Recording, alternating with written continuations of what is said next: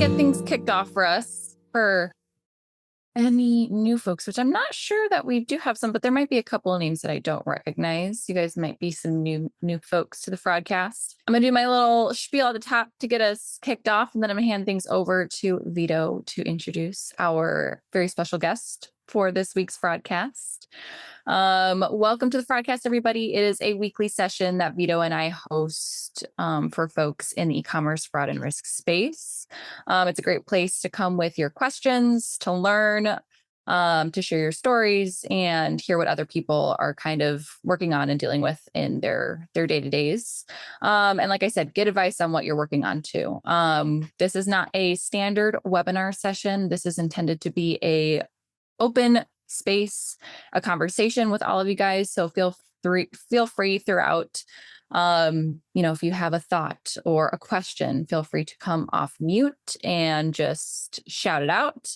Of course, you could always just post in the chat as well. And we'll be keeping an eye on that if you guys have any questions that you're throwing in there to answer those. We do record these sessions and share them out afterward for folks who aren't able to join us during this time. So just a heads up there. And please introduce yourself in the chat, whether you've joined us before or you're new. It's nice to know who's joining us during the session, who we're talking to.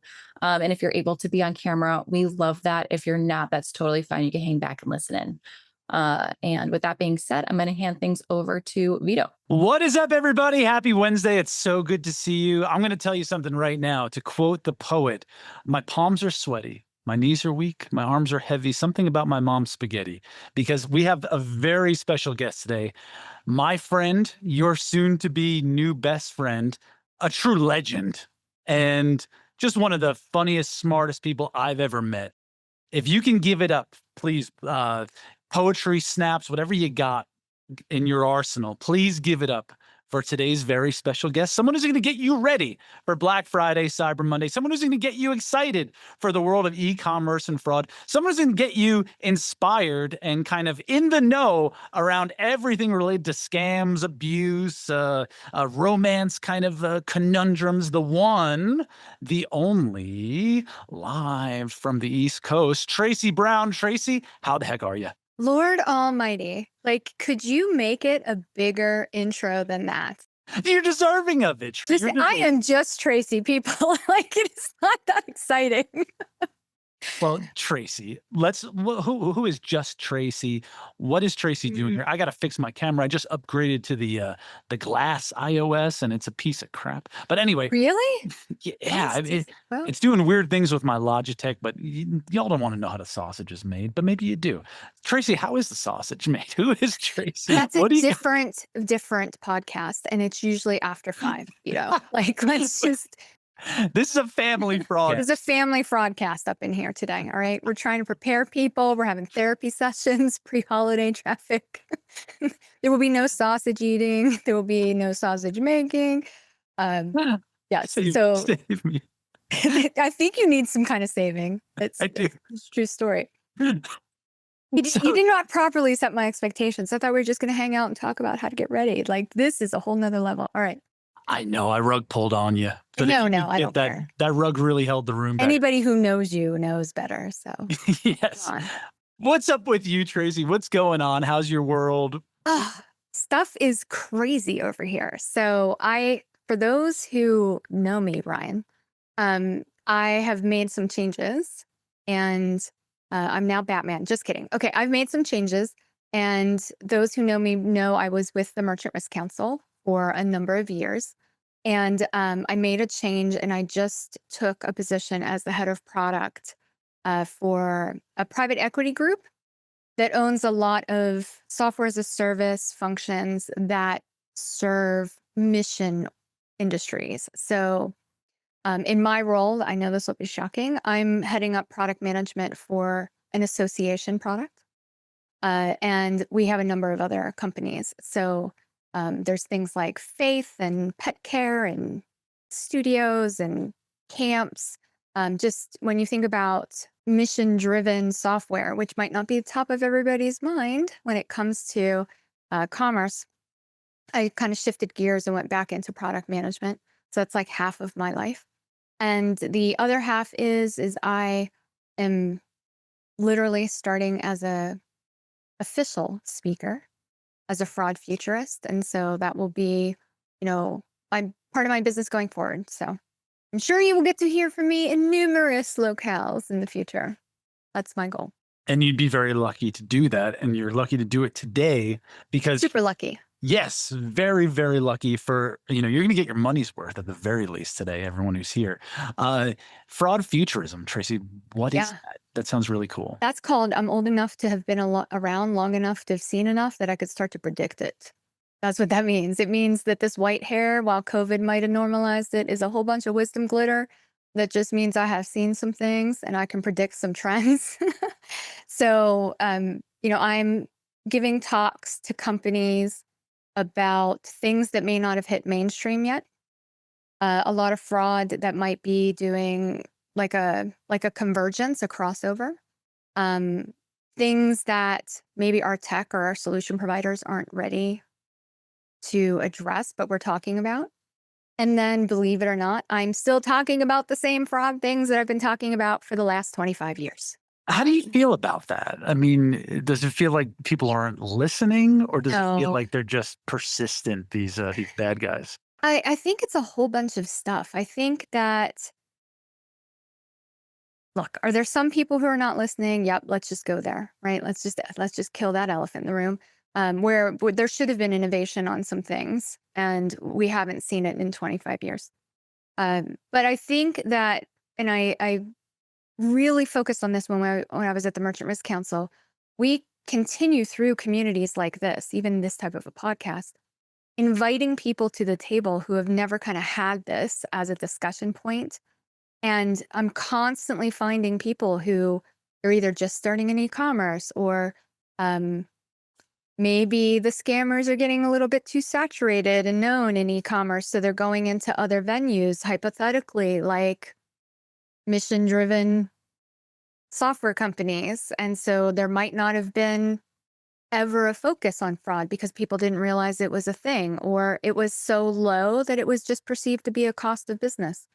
So I remind myself that there is an evolution of people and industries and new businesses. And we're starting to see it actually, unfortunately, grow even in like healthcare, right? Because how many of you have had to do digital payments now for healthcare, right? So, yeah. So if you're going to get your Xanax meds in prep for the holiday season we're about to enter, like you might pay this time digitally. Um, so it's just starting to spread more than I think it had. And the reason why it hadn't in the past is because they were getting what they wanted from ecom. So now they're just like other business people. The market's getting saturated. So where can they go find new victims? Well, you bring up a really good point around spaces and around starting fresh in spaces. So I want to caveat all of this by talking to y'all. This is your space. This isn't mine. This is absolutely your space. So if you have anything that comes top of mind, maybe you're just getting started, maybe you've been doing this for a while and you're seeing some new wrinkles, the chat is your friend. Also, the unmute button or the audio button in Zoom, I guess, is your friend. We all have thick skin here. Feel free to jump in, interrupt, because your questions, your pressing concerns are the most important point of all of this. With that being said, Tracy, I'm thinking about what could possibly be a pressing concern, what could possibly be a hot button issue. And there's a bunch of them, and I want to press one of them, and that is what's about to go down in the next 30 some odd days. The peak season, the big game, the Black Friday, Cyber Monday. I'm wondering what people should be looking out for, but I'm also just curious about your story, what you've seen, the horrors, the heights, whatever it may be, the peaks and valleys of Black Friday, Cyber Monday. And if you were speaking to that person who's just getting rocking and rolling in that world, what do you tell them as a pat on the back to get going and to kind of be on the lookout for? All right. So a new person coming in, they need to make sure they understand what fraud is. And believe it or not, I'm still doing those types of conversations. We were prepping earlier and I just had a support ticket come through, and a customer is very, very upset because they've put together a package of beautiful evidence for dispute. and submitted it through the processor. And who here can guess what has happened? Anybody? Anybody? Emma knows. Emma knows. They get no dispute resolution and they don't understand why. Right? So chargebacks are going to be huge this year. While I think the industry has done things to maybe focus on certain places to help manage and mitigate that, that's going to be a huge thing. It's going to continue to be a huge thing. If you follow me or the MRC or the survey that I had talked about, I think this year we saw refund abuse skyrocket. Right, in the last 2 years, it overtook the whole chargeback phenomenon. Refunds are going to be crazy. Gift cards are going to continue to be an issue, mainly on the surface of money laundering and the adjacent type of fraud that it inspires. So gift card stuff, I have lots of stories we can talk about there. New people, got to watch this is the one everybody forgets. And I think it's one of the most basic ones, which is you have to look at your velocity checks. And if you're really brand new and you don't know what that means, it means anywhere where you can have a recurrent attempt, and that could be a login, that could be clicking checkout, where people are trying to test the perimeters. I used to use this thing in Jurassic Park where they have that dinosaur and there's that line where they're like, oh, that one, it never tests the same place in the fence twice, right? Literally, you're going to have just swarms of people coming through and testing. And so I think people get a little bit lax at when they're doing design changes, questioning, should there be a velocity check right here, right? Instead of some of the traditional places. So that's kind of the new stuff. The stuff I'm frightened about fake storefronts. I'm really frightened about that, where people are standing up storefronts, spoofing IP, intentionally being misleading, and you're putting in your credentials and they're gone with your money and your credentials and whatever. It's like we've said whack-a-mole so much in this industry. I need a new cool tool, new cool phrase. But storefront fraud is, I think the stat I saw the other day was in Q1, it was up over 800%. And that's a ridiculous multiplier unless it's hitting my earnings per share. Right? So that I'm worried about. I am really worried about what AI is going to do this holiday season. I know we are all talking about AI for good and we're talking AI for bad. And I always remind everybody, AI's been around since the 50s. Let's just level set. So back when everybody had to walk uphill both ways in the snow, it's been around since the 50s. It's just that there are now different flavors. And what's happened, I think, with agentic is, and this isn't exactly true in kind of fraud and payments, because I think we were a bit smarter about this as an industry, but we kind of went from this chatbot to robotic process automation. And then we didn't do this, but other industries kind of just skipped over data science. They just kind of leapfrogged at LLM and the whole discipline and the whole concept. Now, we know in fraud and payments, we haven't skipped that, but most other industries have. And then bam, every board of directors is crawling up their team's backs for being able to claim some sort of agentic something. And this is going to be controversial, which luckily I'm on Vito's broadcast when I say it. Agentic can be powerful, but it's lipstick on a pig if you are not actually coming to do it correctly.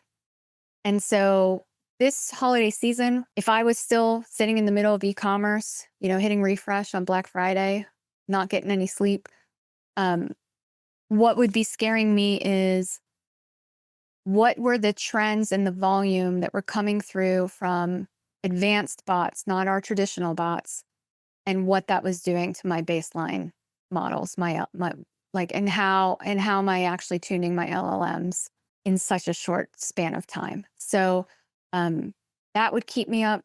And then I think when I play at being a human, this will be my last one, and then we can inquire on some of these things, is I worry about the crossover between crypto and romance scams and how that's affecting merchants. unknowingly as a component of money laundering, and then how that's going to drive, I think, a different category of chargebacks that we haven't traditionally seen. So that's the type of stuff. I think we've set up an impressive trawler right there if this was a fishing operation. There you go. What do you want to talk fishing. about? Yeah, I mean, we've got Which one? there's so much meat on the bone here, y'all. And if I go into the chat real quick, Michelle from Omaha Steak says we've seen lots and lots of fake storefront ads See? on social media. I'm wondering, Michelle, if you don't mind coming off mute, what that has been like for you, what kind of havoc that might be causing, what y'all are throwing up against it. Have you found success? Have you found failure? And if you got any questions for Tracy on how to best deal with that, I mean, this is the perfect spot for it. So I'd love to hear from you, Michelle. Oh, hi. Can you guys hear me? Yes. We can. Okay. Yeah, so this has been a huge issue for us probably since late last fall. And unfortunately our customers fall for it. Everybody falls for those ads. And we see it spikes just like the fraud does. So ads will increase and the fraud goes down, and then the next week it's vice versa.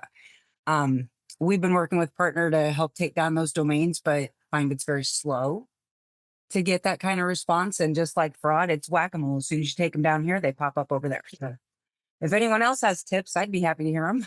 Well, I can tell you, I mean, I guess let's level set this, right? This isn't going away anytime soon. Right. And it's, I hate to say this next word, the words that pop into my head sometimes. It's somewhat unmanageable because you're in a race against them. I remember we did a focus group with a number of customers who were MRC members who were complaining about this thing. I think this might have been even 2 years ago. And we pulled Google in because that's one of the beautiful things about those communities, right? We have access to a whole bunch of people. And the numbers that they were quoting us in terms of how many of these types of storefronts and ads that they were taking down, it was in the millions. And this was in, like, I forget what the time frame was, but I feel like it was more like on a quarterly basis. Because it's easy to sit in our towers and be like, why is person at Meta not doing that? Why? And the reality is we're not getting the stats on what they actually are taking down, but it's just unmanageable. It's completely unmanageable. I agree. Like I said, every time we find one, there's multiples out there. And unfortunately the customers tend to blame us. Yeah, which is your brand. Yep, it's our brand. And so we've actually formed a brand protection squad, across divisions, trying to do everything we can to stop it. But we're kind of stuck. We're doing what we can. But I agree, it is unmanageable. Yeah. And I don't think it's going to end anytime soon. No, it's not ending anytime soon. It's not manageable. It's almost not prosecutable. I mean, you can spin it up from anywhere. And what's happening now with AI is they're getting faster, right? So they spin it up. They decide what their quota is on dollars. They run with the money in a disbursement before, a month has passed, and they're on to the next one. So until there's a better set of tools that actually helps with not just KYC, but also know your business, right? Your KYB, to see if they are legitimate and that is actually credentialed through whoever the gateways are. We're not gonna slow it. I have a question about that better set of tools. And I think I'm going to link a couple of things here. When we think about agentic, and especially in terms of like agentic commerce, we start to talk about cryptographic identities. It seems like, and I don't know if I'm just being paranoid, call me out here, Tracy, I know you will. It seems like we're moving to a point where, hey, if you're registered, and I mean like capital R registered, like your identity is what it is, a governmental style registration. A blue check mark? Go ahead. Blue check, the bluest of the blue check marks. Then you can transact, then you can post, and you can do all these things. But if you're not, like, good riddance. It sounds like that would solve a lot of this, but it also sounds like that's a kind of scary place to be in terms of the anonymity and the privacy that's afforded of the internet. How do you feel about that juxtaposition of privacy, anonymity, and then this cryptographic identity that could potentially solve for the fakes, the phonies, the fraudsters? Are we talking business or people? I think life. See, I have different feelings about it. Like from a business standpoint, I think we need something like that. I think it's already accepted risk. I don't think it will stop it. I think it will stem the flow because uh, money buys anything pretty much. So people will still be able to buy the verification. It just will, it'll slow, it'll cauterize it. From a person, I'm really bad to ask this of, and here's why. So I used to be a security officer, and so I had, God, I don't even know, 1,000 physical locations and something like 30 or 40,000 people under my tutelage when I was, an InfoSec officer. I think that messed me up, if I'm honest, because my belief is, and has been for 20 years, is your data's already out there. If you think there's some sort of like scrap of privacy that you are holding on to, the only scrap of privacy right now is what's in your brain matter that hasn't come out of your mouth. And that has a time limit before that gets figured out too. So I just don't think there is such a thing. I do think there is an emotional component of what should be regulated from a privacy standpoint. I don't think everybody should just assume data's everywhere and whatever. I think that's very dangerous. But I do think that I just assume all my data's out there. And so I just have a different tolerance of it. That is not the average person. The average person still has an illusion, and that is the word I'm choosing, an illusion of how private their stuff is and or should be. And maybe that makes them feel safer or sleep better. But as a technologist and a fraud person and just knowing what I know, I think that's a facade. I think you'll find a lot of people who would agree with you here. I'm one of them. And to quote Guns N' Roses, use your illusion, choose your illusion. So thank you for that. Danny brings a great point up in the chat.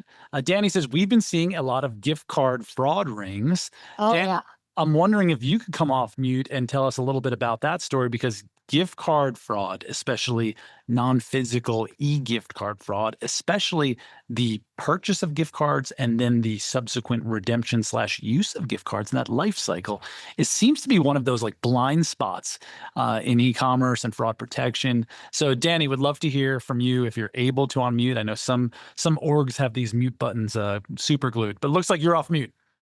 Danny, if you get the mute figured out, we're here for you. Another one in the chat, real quick, Jared, fake WhatsApp businesses popping up. Jared, what's up with WhatsApp for you? I think you're coming in from Hawaii. Welcome, my friend. We'd love to hear from you. Yeah. Oh, there we go. Let's start with aloha, Jared. Don't you even unmute without an aloha, brother. Let's go. All right, go ahead. Sure. Aloha. Yeah. I'm originally from New Jersey and then Hawaii. So I'm not Hey, Marcus in the house. I live here now.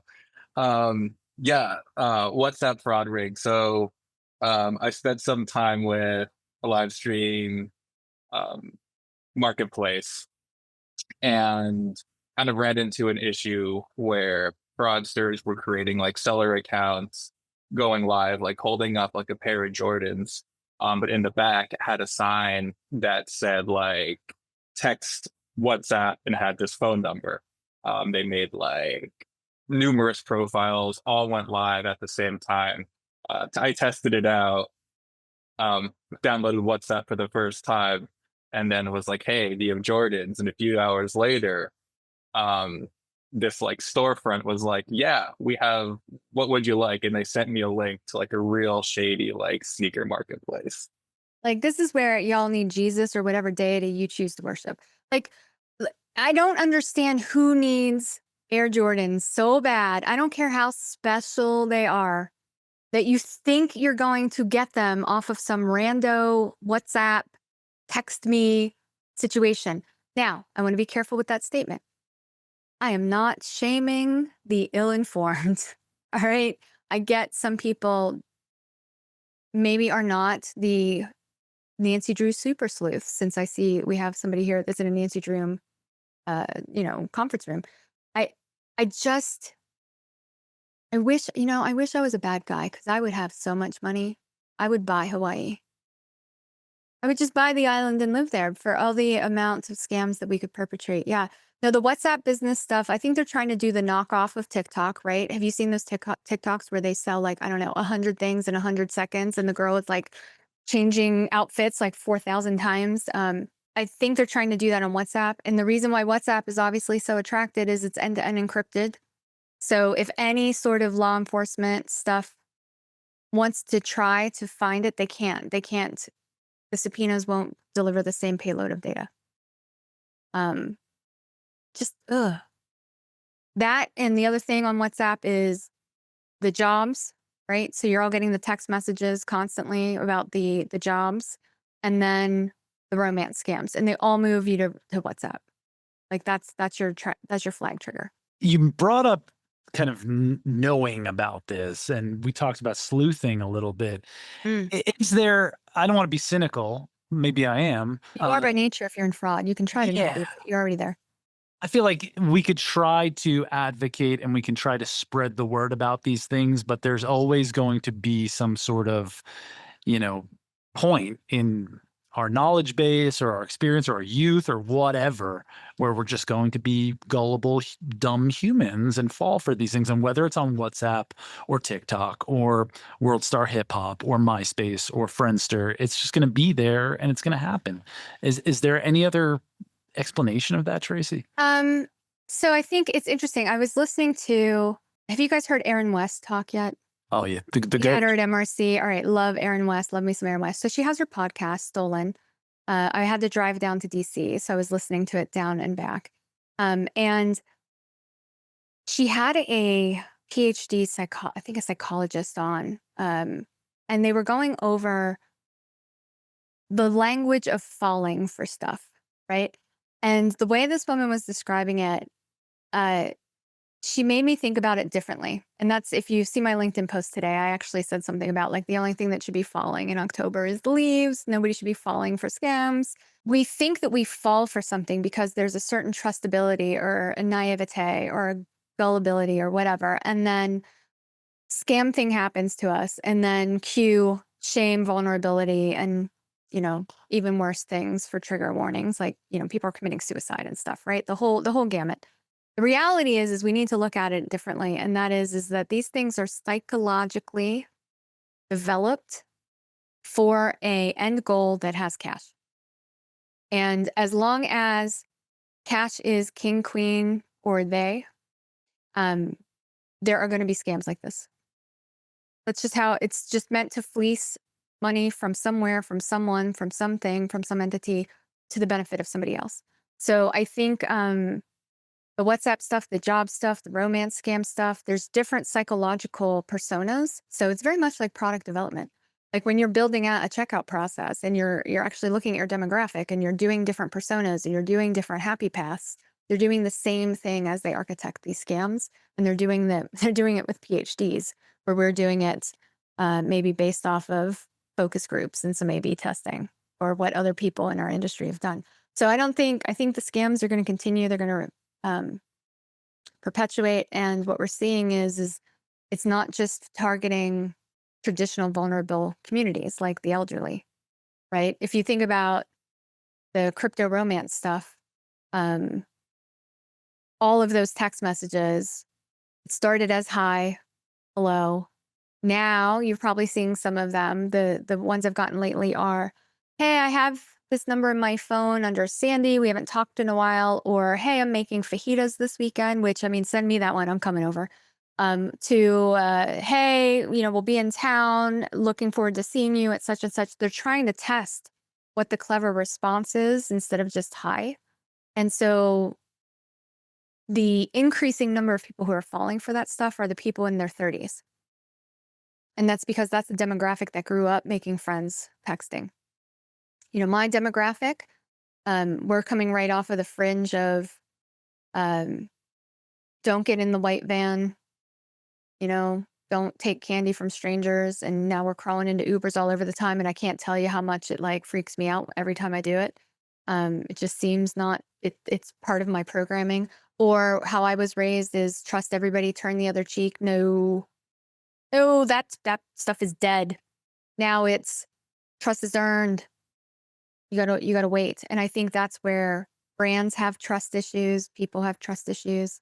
Um, I think the other thing that happened, I mean, we're going all over the place. You're gonna have to have me back for part 2, part 3. Say less. Say less. Yeah. Right? COVID messed us up.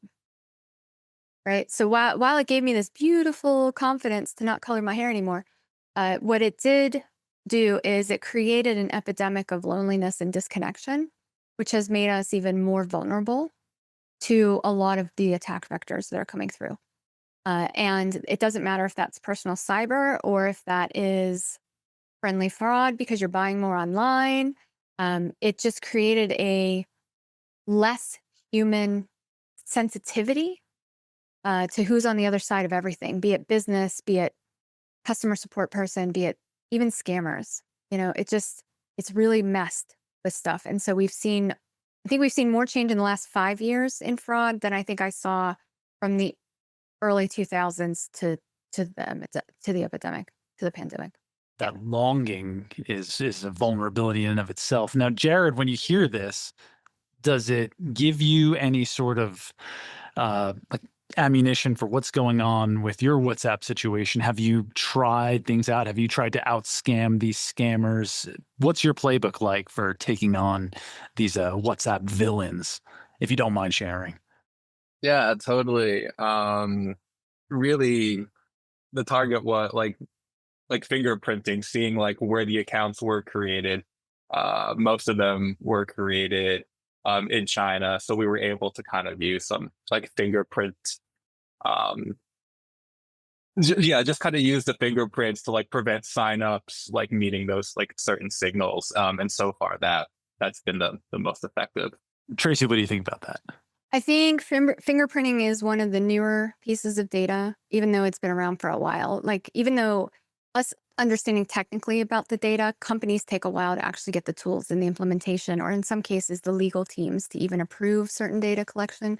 I think every time we add something like that, then the bad guys, the bad actors, the bad entities innovate beyond, right? So I remember maybe 2.5 years ago, I was somewhere and we were talking about the data science of stuff. And you used to be able to be like, oh, it's on a mobile device. Okay, like flag that. Well, now that's the everyday, right? And so then it turned into, if my mobile device, while I'm placing an order, the accelerometer angle doesn't move, then you might be a fraudster. It's kind of like a really bad Jeff Foxworthy thing, right? You might be did my accelerometer move? No, you might be a fraudster. Okay, so once they scammed that, what did they do? They have the walls of phone farms, and they bought the jiggle devices, right? So now the jiggle devices are moving, so accelerometer is no longer a good data metric. So what's next?